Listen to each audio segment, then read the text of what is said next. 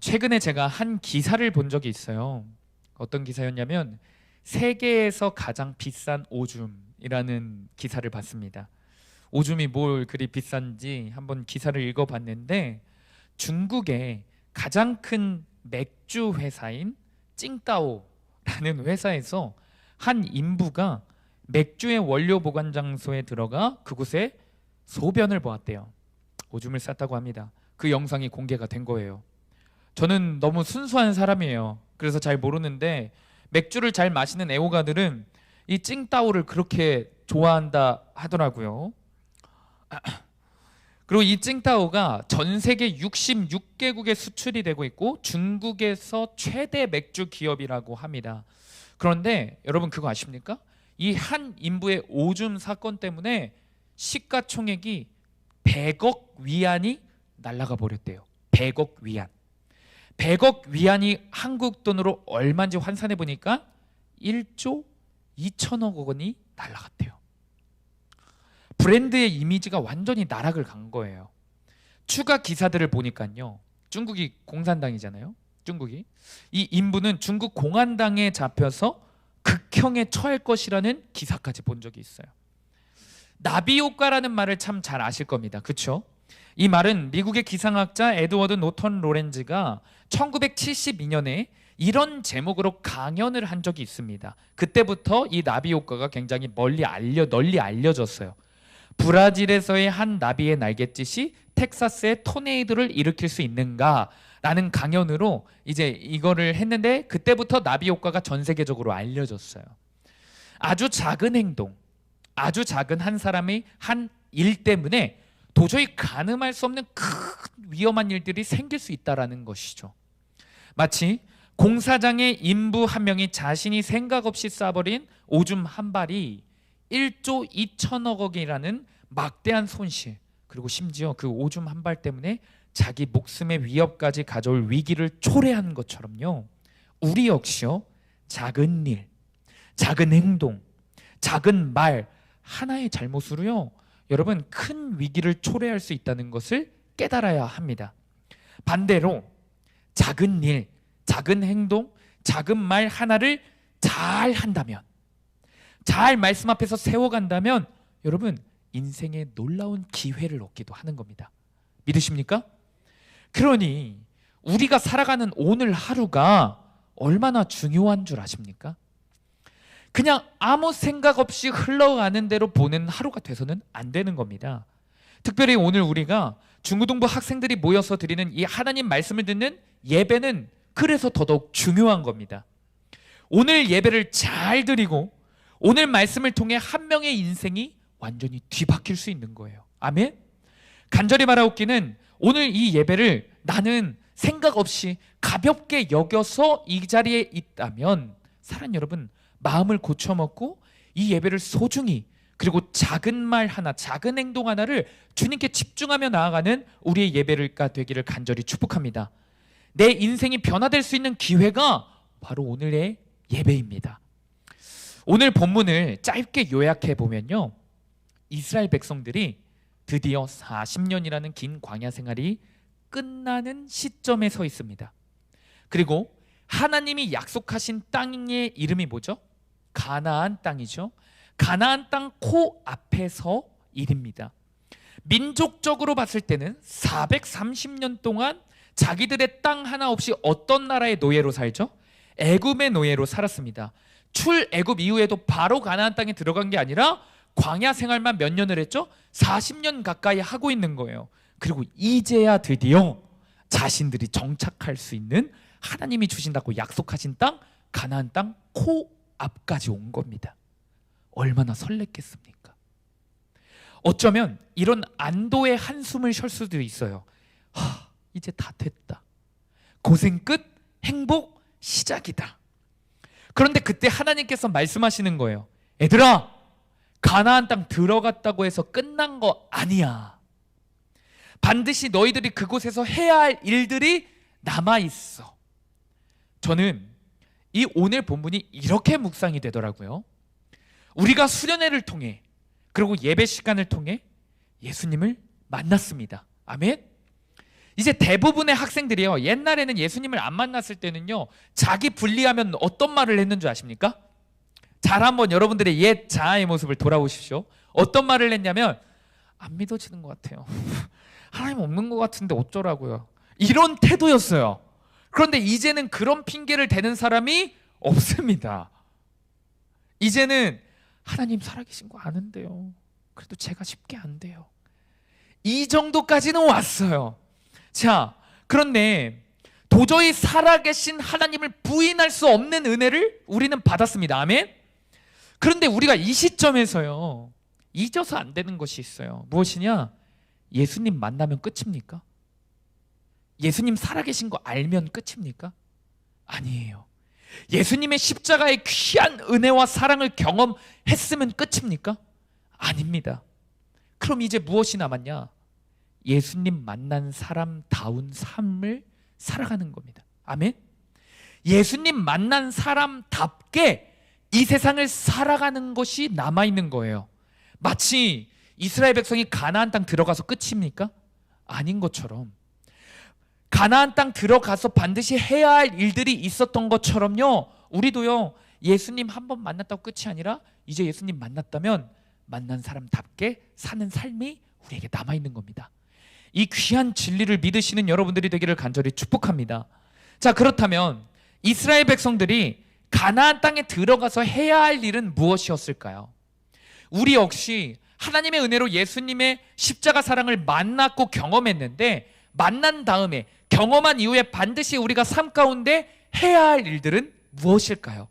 동일합니다. 오늘 보면 51절에서 52절 말씀, 우리 한 목소리를 한번 읽어볼까요? 큰 목소리 읽겠습니다. 시작! 이스라엘 자손에게 말하여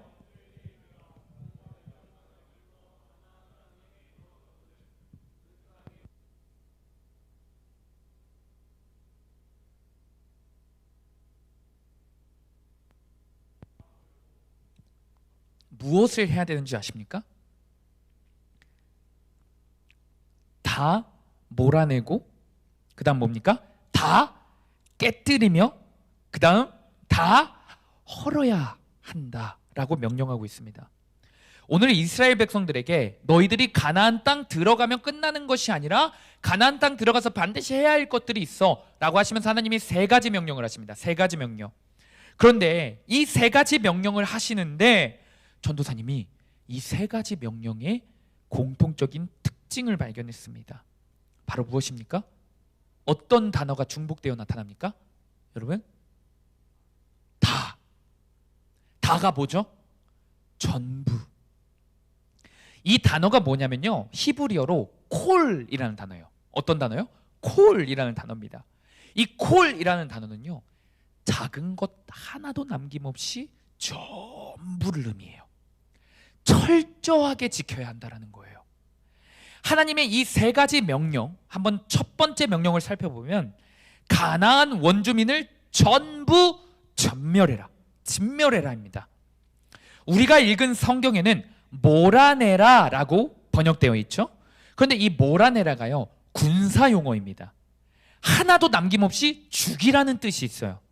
심지어 이 뜻이 무엇이냐 더 풀어서 설명해 주면요, 어린아이부터 여자들 그리고 노인들은 살려줘도 된다라는 말일까요?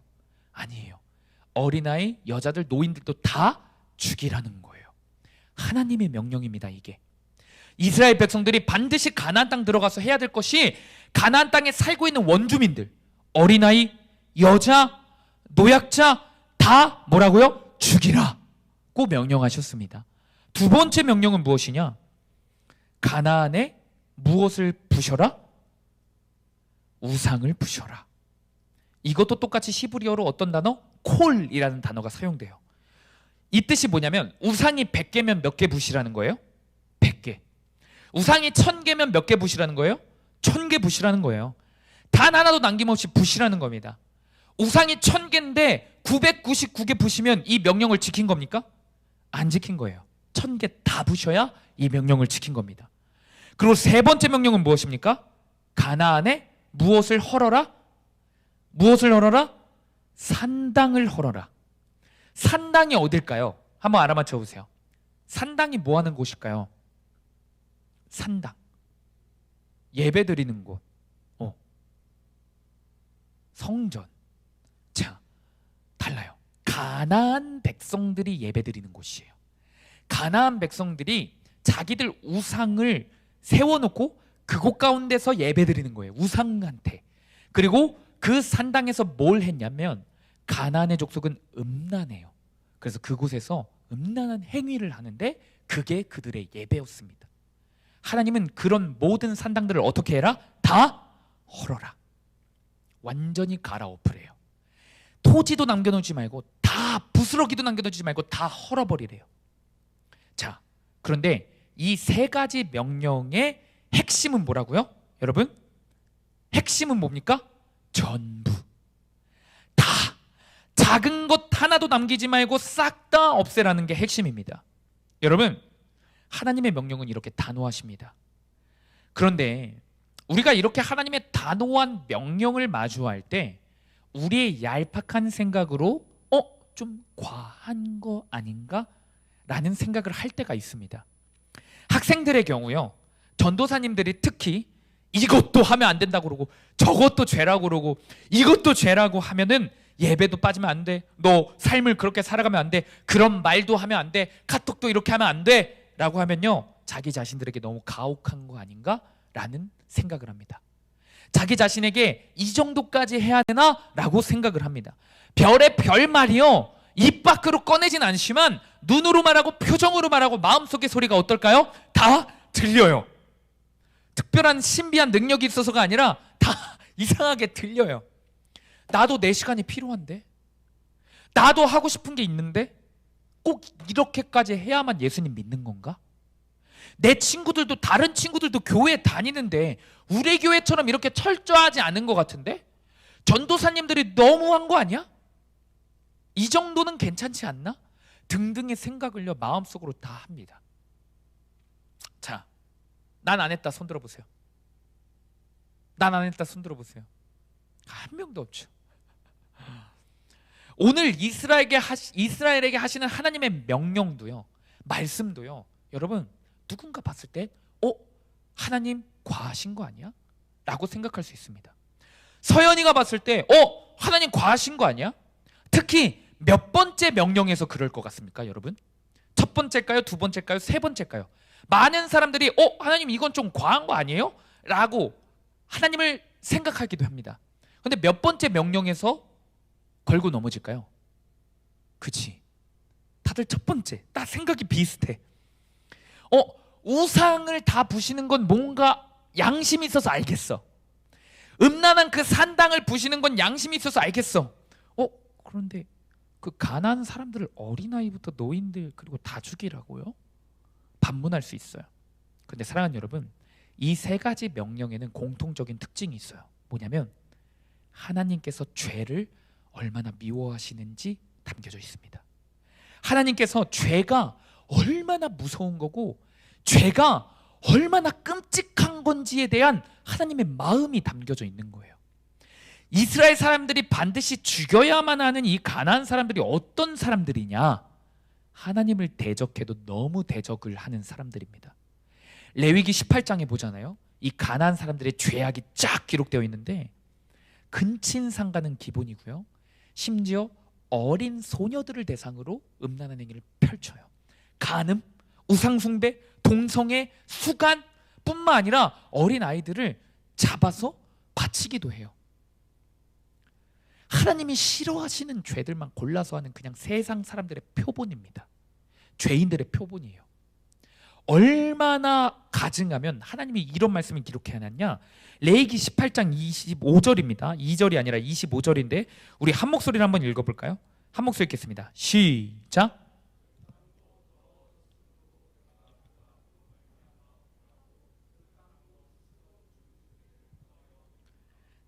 땅이 가나안 사람들이 너무 더러워서 토하고 싶대요. 땅을 의인화시킨 거예요. 이들은요, 하나님께 돌아가지 않겠다고 마음이 결론난 사람들이라고 봐도 무방해요. 또한 가나안 사람들은요, 이러한 더러운 죄악들을 범하고요, 자신들만 지옥에 가는 것으로 끝이 나는 게 아니에요. 하나님의 백성인 이스라엘 백성들을 음란에 빠뜨리도록 유혹하고요, 우상 숭배에 빠뜨리도록 죄를 유혹하는 사람들이었어요. 누가? 가나안 원주민들이요. 다시 말해 어쩌면요, 마귀의 도구가 되어버린 사람들이에요. 여러분, 우리가 살아가잖아요. 가만 보면 하나님의 도구가 아니라 마귀의 도구 같은 사람들이 있어요. 정말이에요. 무서운 겁니다. 세상의 노예도 아니고요, 그냥 마귀의 도구가 되어버린 사람들이 있어요. 그리스도인들을 더 죄악에 빠뜨리게 하고요, 그리스도인들을 유혹에 빠뜨리고요, 심지어 뿐만 아니라 하나님을 그렇게 대적합니다. 마귀의 도구 같은 사람들이 있어요. 이런 가나안 백성들을요, 하나님이 어떻게 하시냐? 다 한 사람도 빠짐없이 다 진멸하라고 명령하십니다. 왜요? 그들과 섞이면 이스라엘 백성들이 어떻게 돼? 위험하니까. 그들과 함께하면 이스라엘 백성들이 반드시 음란에 빠지고 우상 숭배에 빠지고 이스라엘 백성들도 마귀의 도구들이 되기 때문에 가나안 백성들을 다 진멸하라는 명령을 하십니다. 자, 그런데 우리가 이러한 하나님의 명령을 들을 때 반드시 잊으면 안 되는 게 있어요. 하나님의 명령에 반드시 담겨 있는 게 있다라는 점입니다. 하나님의 명령에는 반드시 담겨 있는 게 있어요. 뭐냐? 하나님의 사랑이 담겨 있습니다. 아멘. 그것을 잊으면 안 돼요. 하나님이 이스라엘 백성에게 하신 모든 명령이요, 이거 해라, 이거 하지 말라 라는 그 모든 명령 안에요, 담겨 있는 게 사랑이 담겨 있습니다. 아멘. 사랑 없는 명령은 없는 거예요. 오늘 본문에서도요, 하나님이 이스라엘에게 이 세 가지 명령을 하시고요, 이런 말씀을 추가적으로 하십니다. 오늘 본문 55절입니다. 우리 한 목소리로 한번 읽어볼까요? 시작. 너희가 만일 그 땅의 원주민을 너희 앞에서 몰아내지 아니하면 너희가 남겨둔 자들이 너희의 눈에 가시와 너희의 옆구리에 찌르는 것이 되어 너희가 거주한 땅에서 너희를 괴롭게 할 것이요. 원주민들을요, 여러분, 원주민들을 몰아내지 아니하면 너희 눈에 가시와 너희의 이게 잘 안 되네요. 옆구리에 찌르는 것이 된대요. 너희를 괴롭게 할 거래요. 누가? 원주민들이요. 하나님이 명령하시는 이유는 뭡니까?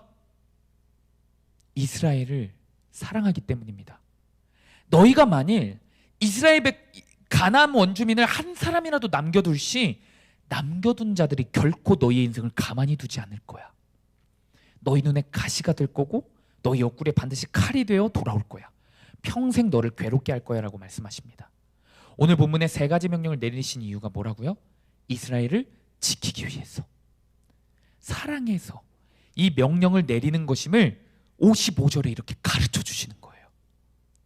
여러분, 우리 부모님이 옆집 아들이, 옆집 딸내미가 불량한 친구들이랑 노는 거 관심 갖나요?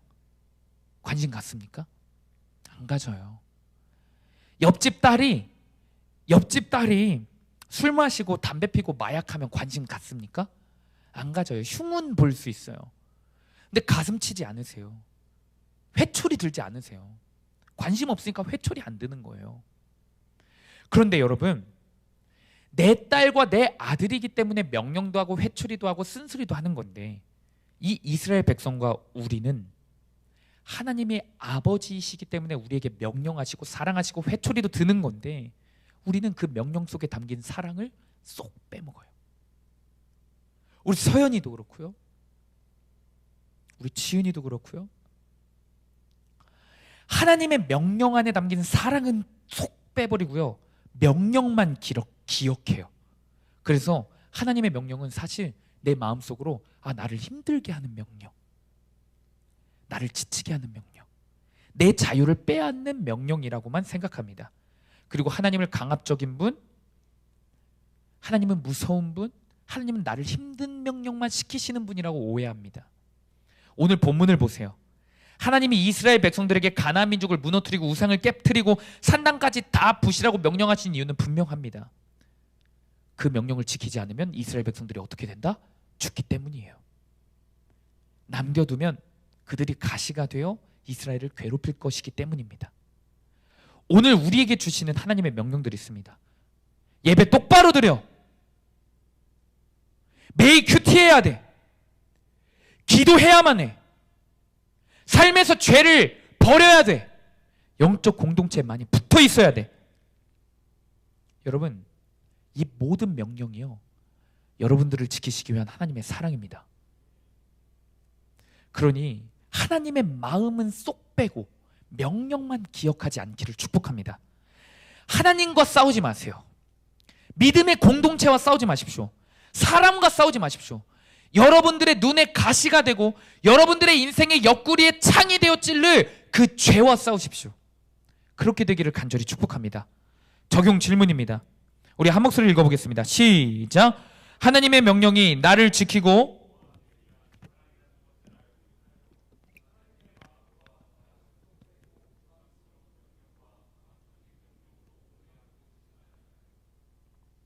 적용 질문을 통해 여러분들이 그동안 하나님의 명령을 어떻게 대해왔는지 돌아보는 은혜가 있기를 축복합니다.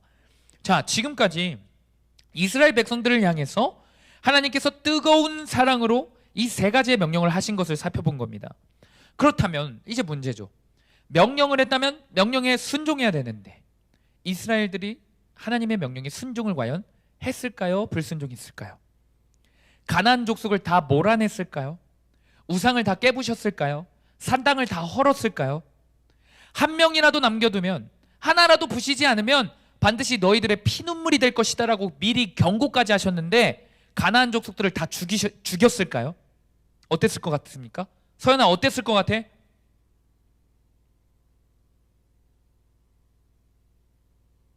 죽이지 않았어요. 이들은 결국 불순종했습니다. 사사기 2장 2절입니다. 서연이가 큰 목소리로 한번 읽어주세요. 시작.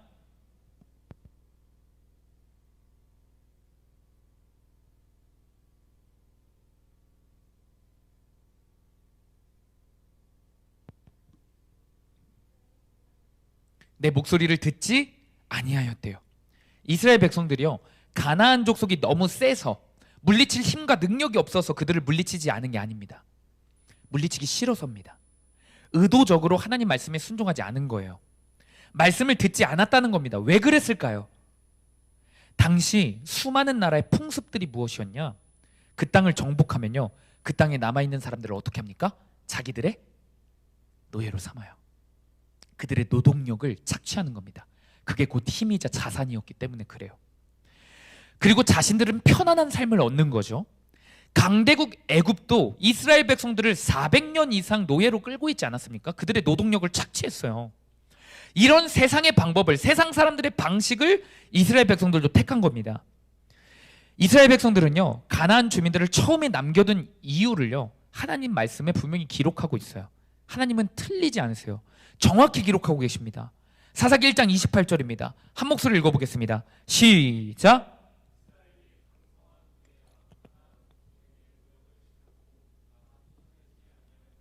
쫓아내지 않은 이유가 뭡니까? 이스라엘 백성이, 아니 가나안 족속에게 뭐를 시키기 위해? 노역을 시키기 위해. 이스라엘은요, 그런데 우리가 살펴볼 것이 무엇이냐? 하나님 말씀에 순종하여서 가나안 족속을 쳐서 무찌르긴 했어요. 무찌르긴 했습니다. 대부분 무찔렀는데 하나님 말씀대로 전멸시킨 건 아니에요. 소수의 무리들을 남겨둔 겁니다. 왜요? 노역을 시키기 위해서요. 이것이 무엇을 뜻하냐? 자신들의 삶에서 얻는 즐거움이, 편안함이 하나님 말씀보다 더 소중하다라는 증거예요. 이스라엘 백성들에게. 그리고 이스라엘 백성들은 이렇게 합리화했겠죠. 거의 다 죽였잖아. 소수는 적당히 노역시키면서 내게 컨트롤할 수 있는 힘이 있어. 소수니까. 이 정도 인원 남겨둔 것 같고 뭐 큰일이 있겠어? 하나님이 이 정도는 눈 감아주시겠지. 대부분 무찔렀잖아. 그래도 말씀에 순종해서 가나안 족속과 전쟁을 했잖아. 여러분, 마귀가 하나님의 백성을 무너뜨리는 특급 전략이 여기 있는 거예요. 마귀는 하나님 말씀을 100% 불순종해라 라고 유혹하지 않아요. 99% 순종해라, 98% 순종해라, 90% 순종해라 라고 유혹합니다. 100% 세상 사람으로 살아라고 안 해요. 90% 세상 사람이랑 살아라. 99% 세상 사람처럼 살아라. 이렇게 얘기합니다. 여러분, 여지를 남겨두게 하는 거예요. 마귀의 전략은. 아주 조금의 죄악의 싹을 남겨두게 하는 게 마귀의 특급 전략입니다. 오늘 본문에서도요, 하나님이 경고하신 부분이 이 부분이에요. 55절을 보면요, 남겨둔 자들이 하나님이 다수가 아니라 소수일 것을 아셨어요. 경고하신 내용이요, 다수를 남겨둘 걸 경고하는 게 아니라 애초에 하나님은 아셨다니까요. 소수를 남겨둘 것을 경고하신 거예요. 55절 말씀 다시 한번 읽어볼까요? 우리 밑줄 친 부분을 주목하면서 다시 한번 읽어보겠습니다. 시작. 너희가 만일 그 땅의 원주민을 너희 앞에서 몰아내지 아니하면 너희가 남겨준 자들이 뭐라고 하십니까? 너희의 눈에 가시라고 합니다. 가시. 이스라엘 백성들이 남겨둘 자가 가시래요. 가시라고 비유하는 거예요. 그런데 이 가시의 단어의 뜻이 뭐냐면요, 대빵 큰 가시가 아니에요. 작은 식물의 그 새싹에 아주 작게 나는 가시를 의미하더라고요, 단어가. 하나님이 그러니까 아신 거예요. 이스라엘 백성들이 아주 소수의 가나안 백성을 남겨둘지라도, 우상을 1000개 부시고 1개 남겨둘지라도 그거 하나 때문에 눈에 피눈물 나게 될 거야. 미리 아시고 경고하신 겁니다. 우리의 삶도 이와 똑같아요. 여러분, 우리의 삶도 이와 똑같습니다.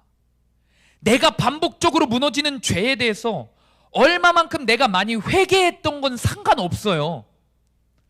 또 내가 이 죄를 몇 번 이겨봤건 상관없어요. 이런 거 중요하지 않아요. 지금 내가 이 죄에 넘어지고 있고요, 지금 내가 작은 죄 하나라도 타협하고 있잖아요. 아무리 작은 죄라 할지라도 그 죄 때문에 우리는 하나님 앞에 서지를 못합니다. 하나님의 은혜를 이곳 가운데서 경험하지를 못해요. 여러분, 예배는 하나님을 만나는 곳입니다. 아멘. 하나님의 말씀을 들으면요, 우리의 영혼 가운데 성령 충만의 역사가 일어납니다. 아멘. 이 예배 가운데서도 하나님이 살아계셔서 분명히 우리에게 충만한 은혜를 주실 수 있는 분입니다. 아멘. 그런데 아주 작은 죄가 있잖아요. 그 은혜를 누군가는 경험하는데, 이 자리에서요, 사모하는 마음으로 나와서 누군가는 은혜를 받고 경험하는데 누군가는 하나님이 살아계신지도, 하나님의 뜨거운 은혜를 경험하지도 못해요. 그 차이는요, 작은 죄에 있어요. 내 마음 가운데, 내 삶에 이 죄가 남아있다면 우리는 절대로 하나님의 은혜를 받을 수 없습니다. 우리가 살아가면서 수많은 죄들을 짓죠. 100가지의 죄의 항목들이 있다고 쳐봅시다. 그런데 우리가 정말 하나님 말씀 앞에 순종하여서 싸워서, 여러분 훈련받아서 의지적으로 결단해서 99가지의 죄를 끊었다 쳐봅시다. 그런데 딱 한 가지를요, 못 끊었어요. 그런데 하나님 앞에 나와 이런 태도로 섰습니다. 하나님, 저 99가지 끊어내고 싸우고 정말 너무 힘들었어요. 내게 그 큰 우상이라는 거 포기하느라 힘들었어요. 저 포기한 게 얼마나 많은지 몰라요. 그러니까 저 이거 딱 하나 남겨둘게요. 다른 거 많이 이겨냈잖아요. 다른 거 많이 순종했잖아요. 이거 딱 하나 남겨둘게요. 그 한 가지가 있다면 여러분, 하나님과의 관계가 끊기는 겁니다. 우리는요, 그러니 단 하나의 죄도 용납해서는 안 됩니다. 아멘. 싹을 잘라버려야 합니다. 아멘. 예수님을 가장 극적으로 만난 사람이 있어요. 신약 성경에 보면요, 죄악의 길을 그렇게 열심히 향하다가 예수님을 극적으로 만난 사람이 있습니다. 누굴까요? 사도 바울. 사도 바울입니다. 사도 바울이요, 예수님께 귀하게 쓰임받는 그 사도 바울이요, 자신이 예수님을 만나고 죄에 대해서 이렇게 고백해요. 갈라디아서 2장 20절 말씀입니다. 20절, 갈라디아서 2장 20절 말씀. 자, 암송한 친구들 있죠? 우리 한 목소리 한번 암송해 볼까요? 시작. 내가 그리스도와 함께 십자가에 못 박혔나니 그런즉 이제는 내가 사는 것이 아니요 오직 내 안에 그리스도께서 사시는 것이라. 이제 내가 육체 가운데 사는 것은 나를 사랑하사 나를 위하여 자기 자신을 버리신 하나님의 아들을 믿는 믿음 안에서 사는 것이라. 아멘. 갈라디아서 2장 20절 말씀. 내가 죽었다고 고백해요. 내가 십자가에 못 박아 죽었다라고 선언합니다. 내 자아가 죽었다라고 선언합니다. 내가 죄를 사랑하고 죄를 선택하는 그 삶이 횟수가 줄었다고 얘기하지 않아요. 몇 번 죄를 이겨봤다 라고 고백하지 않습니다. 내 옛 자아가 죄를 좋아하는 그 삶이 완전히 죽었다 라고 선언합니다. 또한 사도 바울은요, 자기가 너무나도 사랑하고 아끼는 데살로니가 교회 성도들에게 이렇게까지 얘기합니다. 죄에 대해서 너무나 단호하게 얘기해요. 자, 우리 한 목소리 한번 읽어볼까요? 서연이 큰 목소리로 한번 읽어보세요. 시작. 악은 어떤 모양이라도 버리라. 이게 사도 바울이 한 예수님의 마음을 전한 거예요. 예수님은요, 우리의 죄를 십자가에서 용서하셨죠. 아멘. 믿으시는 분만 큰 목소리로 아멘 하시기 바랍니다. 모든 죄를 용서하셨죠. 아멘. 우리에게 새 삶을 열어주셨습니다. 아멘. 그리고 자격 없는 우리를 만나주셨죠. 아멘. 그러나 예수님께서 단 한 번도 이렇게 말씀하시지 않으셨어요. 내가 십자가에서 너의 죄를 다 용서해 주셨으니까 이제 네 마음대로 살아도 돼. 그 작은 죄 정도 내가 십자가에서 다 용서했는데 그 작은 죄 정도 그냥 이번 한 번 지어도 돼. 예수님 단 한 번도 이렇게 말씀하신 적 없으십니다. 예수님께서도 이렇게 말씀하셨죠. 죄에 대해선 단호하게 말씀하셨어요. 눈을 빼서라도 그 죄를 짓지 마라. 눈을 빼서 천국 가야지. 이 눈 때문에 내가 음란한 것을 봤다면 그 음란한 것을 본 눈 때문에 너 천국 못 가면 어떡해. 눈을 빼서라도 그 죄를 버려야지. 죄 앞에서 얼마나 단호하게 말씀하시는지 모릅니다. 누가요? 십자가에서 우리의 모든 죄를 용서하신 예수 그리스도께서요. 심지어 예수 그리스도의 사랑을 깨닫고 회개하고도 또 죄를 지은 사람은 죄가 더 클 거야 라고 말씀하세요. 회개하고도 죄를 짓는 사람은 그 죄의 싹이 더 클 거라고 말씀하신다니까요. 베드로전서에 보면요, 히브리서 12장 4절에는요 얼마나 죄에 단호하게 싸우라는지 명령하십니다. 우리 고개를 들고 한 목소리 한번 읽어보겠습니다. 고개를 들고 한 목소리 읽으세요. 시작. 너희가 죄와 싸우되 아직 피 흘리기까지는 대항하지 아니하고. 여러분, 피 흘리기까지 대항하는 게 뭡니까? 그렇다면 전력, 전심, 전부를 없애겠다라는, 죄의 뿌리조차 그냥 다 싹둑 잘라버리겠다는 그 단호한 태도를 의미합니다. 결사적인 태도를 의미해요. 이게 성경이 말하고 있는 명령입니다. 구약 성경에서도 오늘 본문에서도 신약 성경에서도 예수님의 입술로도 말씀하신 분명한 명령이에요. 전심, 전력, 전부와 싸워야 합니다. 아멘. 그러나 우리는 여러분의 삶을 한번 돌아봅시다. 여러분, 죄 앞에서 태도가 어떤 태도입니까? 전심이 있으십니까? 전심? 죄를 진멸시키겠다는 그 전심이 있으십니까? 내 자아를 십자가에 못 박겠다는, 악은 어떤 모양이라도 버리겠다는, 피를 흘려서라도 그 죄와 싸우겠다는 그 전심이 있으십니까? 우리들이 이 죄 앞에서 가장 많이 취하는 태도가 무엇인지 아십니까? 오늘 본문의 이스라엘 백성과 너무나도 비슷해요. 어떤 태도냐? 이번 한 번만 더. 이 정도쯤은 괜찮겠지. 이 두 가지 태도예요. 전심 전력이 아니라요, 진멸이 아니라요, 이번 한 번만 더, 이 정도쯤은 괜찮겠지, 이 태도입니다. 이 두 가지 태도로 살아가니까 우리 삶에 여전히 죄가 남아있는 거예요. 연약해서? 이길 능력이 없어서? 우리에겐 능력이 없죠. 근데 여러분, 예수 그리스도가 우리의 삶에 떠나셨습니까? 죄를 100% 이기신 예수 그리스도가 우리 가운데 없습니까? 그런데 왜 우리가 승리하지 못합니까? 이 태도 때문에 그런 거예요. 죄를 계속 남겨두는 겁니다. 우리 스스로가요. 어떤 친구는요, 음란물을 볼 때마다 이번 한 번만 더, 이 태도가 나와요. 어떤 친구를 마음속으로 미움 품거나 친구의 안 좋은 말을 뒤에서 할 때마다 이 정도의 죄는 작은 거야 라는 태도가 나옵니다. 이 두 가지 태도가 합쳐서 나오기도 하죠. 그렇죠? 그러나 오늘 모세를 통한 하나님의 마음과 명령을 기억해야 합니다. 세상과 관련된 죄악들은 3번이나 전부 없애야 한다고 명령하셨습니다. 예수님께서 한쪽 눈을 빼서라도 너희가 죄를 버려야 된다고 말씀하셨습니다. 히브리서 기자는요, 피 흘리기까지 죄와 싸워라 라고 말씀하셨습니다. 사랑하는 여러분, 목숨을 걸어서라도 우리는 죄와 싸워야 합니다. 아멘. 그것이 죄에 대한 하나님의 마음이자 우리를 향한 하나님의 명령입니다. 아멘. 한 초등학교에서요, 안산초는 아닙니다, 한 초등학교에서 선생님이 학부모에게 굉장히 어이없는 전화를 받았다고 합니다. 수학 문제를 냈는데 그 수학 문제의 정답이 뭐였냐? 30일이었어요. 베스킨라빈스 31. 30일이었는데 한 친구는 정답을 20이라고 써서 제출했습니다. 그리고 또 다른 친구는 정답을 30이라고 써서 제출했어요. 아주 아깝게 틀렸죠. 이 친구들이 답안지를 비교해보고 집에 가서 엄마한테 이야기를 했습니다. 근데 정답을 30이라고 쓴 친구의 어머니가 이렇게 항의 전화가 온 거예요. 우리 아들이 저 20이라고 쓴 애보다 정답 가까이 맞췄는데 아깝게 틀렸는데 왜 부분 점수 안 주냐고. 응? 큰 오답 차이로 틀렸는데 왜 점수가 똑같냐고 라고 말해요. 선생님이 어이 있습니까? 없습니까?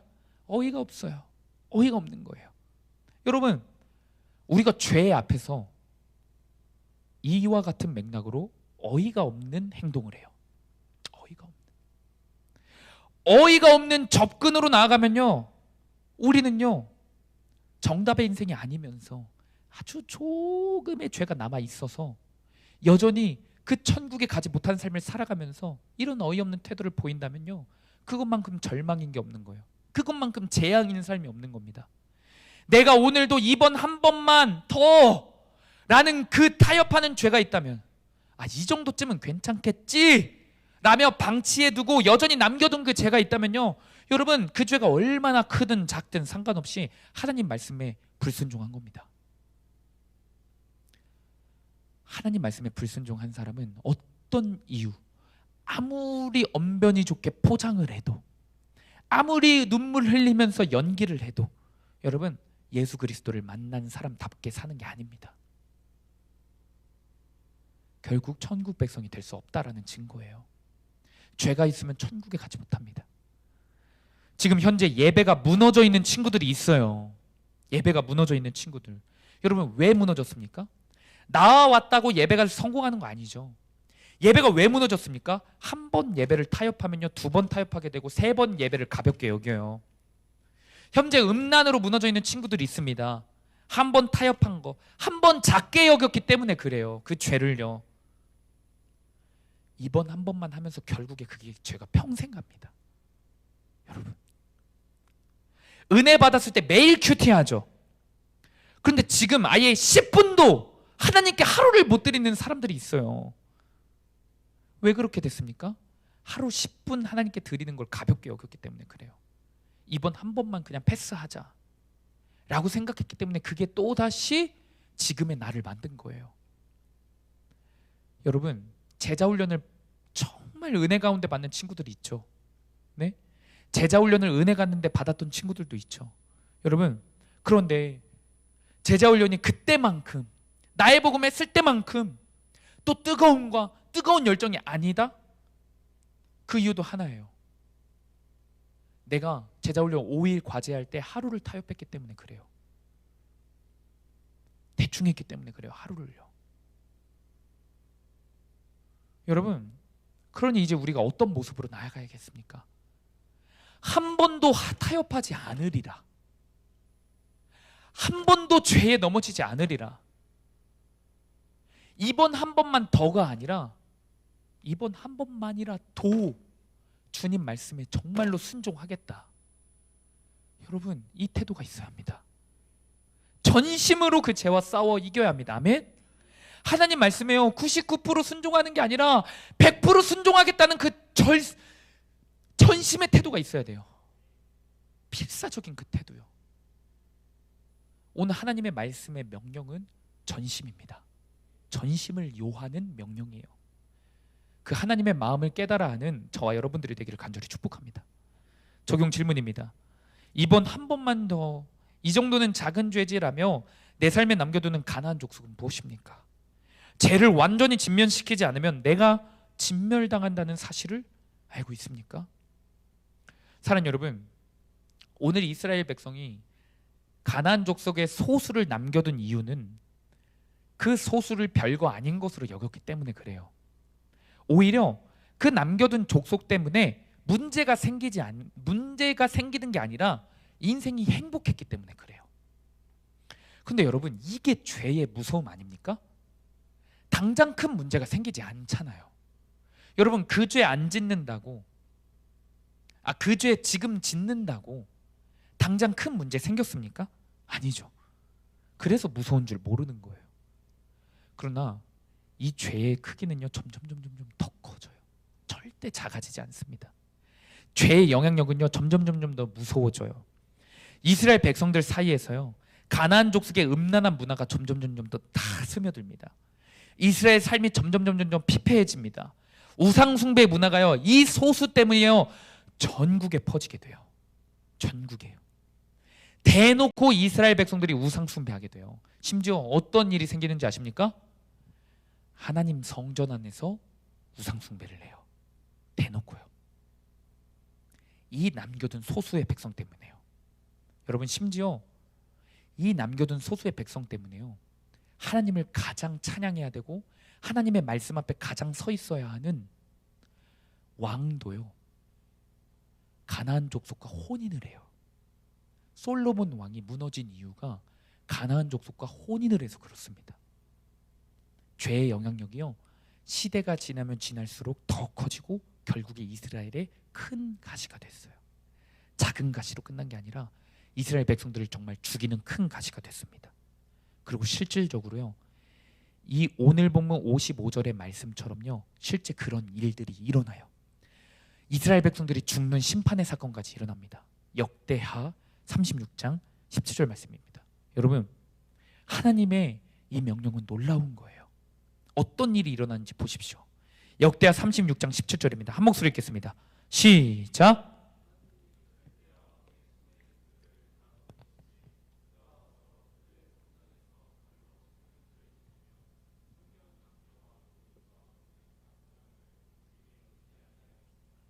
여러분, 이스라엘 백성들에게 하나님이 어떤 명령을 하셨죠? 가나안 족속을 다 진멸해라. 그쵸? 어린아이부터 노년에 이르기까지 다 진멸하라고 명령하셨습니다. 이 명령을 순종했습니까? 불순종했습니까? 불순종했죠. 그 결과가 이거예요. 역대하 36장 17절입니다. 그가가 바벨론이에요. 바벨론이 와서 이스라엘 성전까지 와서요, 칼로 청년들을 칩니다. 어린 사람들을 뜻해요. 남녀와 노인과 병약한 사람들을 긍휼히 여기지 아니하였대요. 진멸시키지 않아서 진멸당한 겁니다. 오늘 말씀을 통해 하나님이 우리에게 허락하시는 메시지가 무엇인지 아십니까? 오늘 말씀을 통해 하나님이 우리에게 경고하시는 게 무엇인지 아십니까? 내 삶의 죄들을요, 심지어 내가 아주 가볍게 생각하는 죄일지라도요, 그 죄를 진멸시키지 않고 남겨두면 내가 진멸당하는 날이 반드시 온다라는 겁니다. 결단하지 않으면 결단당하는 날이 오는 것처럼요. 당장은 모릅니다. 여러분, 민수기와 역대하의 그 차이가 있잖아요. 당장은 몰라요. 수많은 시간이 지나고 이 결과가 초래됐어요. 당장은 아무 문제 없습니다. 그러나 여러분, 기억하십시오. 몰아내지 않으면, 우리가 결단하지 않으면 돌이킬 수 없는 날이 옵니다. 그러니 여러분, 지금 내가 무너져 있는 이번 한 번만 더, 이 정도쯤이야, 그 사소한 죄의 문제들 있죠? 이제는 전력으로 싸워야 합니다. 지금 시작해야 됩니다. 이것은 하면 좋고 안 하면 그만인 문제가 결코 아닙니다. 저와 여러분이 사느냐 죽느냐의 문제입니다. 그 사실을 깨닫는 저와 여러분들이 되기를 간절히 축복합니다. 우리 삶에 사소한 죄라고 여기는 죄들이 있죠. 예배, 메일 큐티, 심지어 어떤 친구들은 음란, 또 어떤 친구들은요, 음란하고 성적인 죄들은 엄청 큰 죄라고 여기면서요, 미운 마음을 품는 거는 죄인지 몰라요. 교만한 태도를 품는 거는 죄인지 몰라요. 공동체 가운데 불순종하는 거는 죄인지 몰라요. 가벼운 죄라고 여겨요. 이 정도쯤이야. 하나님도 알아주시겠지 라고 하며 가볍게 넘깁니다. 그러나 이제는 그러면 안 돼요. 알았잖아요.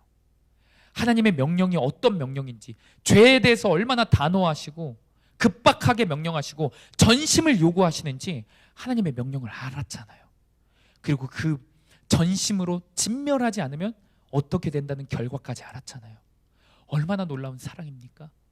하나님이 그 길을 걷지 말라는 놀라운 기회를 오늘도 주고 계시잖아요. 그 하나님의 마음을 깨닫고 이제는 내가 지금까지 사소하게 여겼던 거 전심 전력으로 싸우는 저와 여러분들이 되기를 간절히 축복합니다.